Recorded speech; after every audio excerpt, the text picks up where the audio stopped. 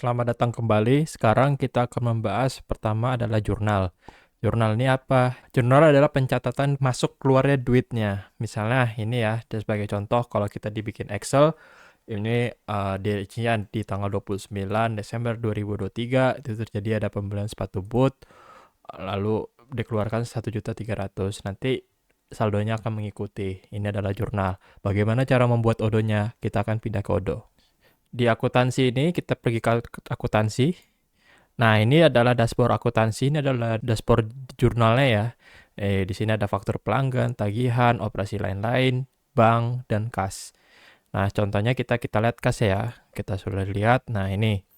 Jadi, kalau kita lihat di akuntansi ini, awalnya ada 100, ada dibayar lagi untuk bayar agroboga, pembayaran vendor, ini mungkin dari latihan.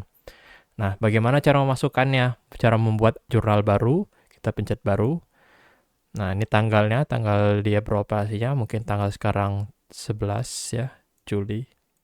Lalu labelnya kita buat misalnya untuk pembelian telur saja misalnya.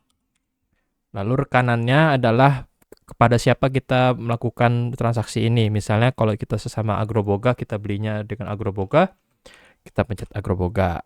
Atau yang lain-lain. Contohnya misalnya kita belinya di Indomaret.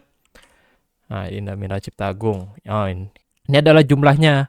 Kalau misalnya kita mendapatkan duit dari transaksi ini, kita tulis seperti biasa. Tapi kalau misalnya kita mengeluarkan duit dari jurnalnya, kita tambah minus di depannya. Nah, karena kita misalnya beli telur, misalnya kita contohnya 200. Kita simpan dan tutup. Nah, nanti saldo akan mengikuti dari total semua ini. Itu yang saldo di bagian atas ini. Nah, untuk menentukan akun lawannya, kita cek ya, misalnya ini telur adalah harga pokok penjualan ya. Kita contohnya harga pokok penjualan. Nah, jadi di akuntansi itu kasnya di kreditnya adalah 200, tapi untuk di debitnya adalah harga pokok penjualan.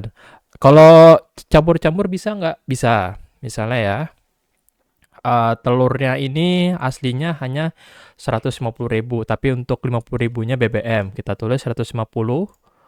Nah, ini ada hutang usaha, kita klik. Jadi BBM untuk biasanya untuk perjalanan.